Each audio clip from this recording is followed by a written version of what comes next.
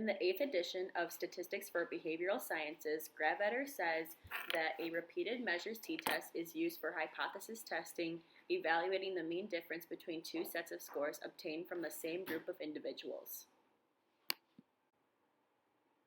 This concept is easiest to be understood by a 4-step process.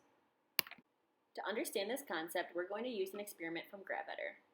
They used an experiment that looked at people that suffer from phobias. They did this by using their imaginations to move themselves to safety when being presented with their phobias. In this experiment, they were asked to sit in front of a TV where their phobia was displayed on the screen. The experimenter then recorded how long it took for the patient to say that their anxiety is too high to carry on with the experiment.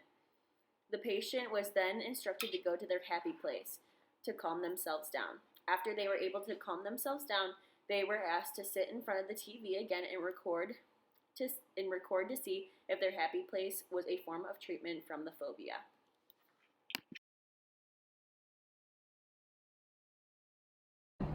Which brings us to step 1, which is state the hypothesis. If we were to support the null hypothesis, that would mean that there is no change in the phobia. But if we were not to support it, that means that there is a change in the phobia. So it means that the treatment would work.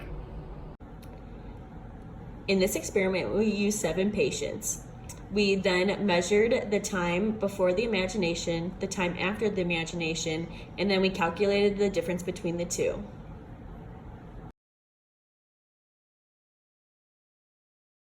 Go. Step 2, find the critical region. First, you need to find the number of participants. Then we're going to find the DF. The DF is the amount of number minus 1, which is equal 6. Now we're going to go to the back of our book, to the distribution table, to find 6, and then find our calculation that way.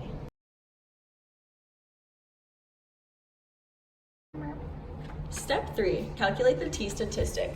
We're first going to use our given to compute the sample variance, which is equal to 9.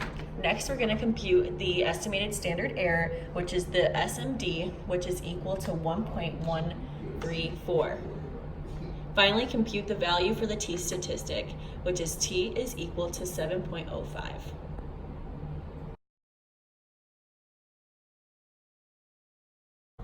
Step 4 brings us to our conclusion. The t-value falls in the critical region. The researcher rejects the null hypothesis and concludes that the imagination technique does affect the onset of anxiety when patients are exposed to feared objects.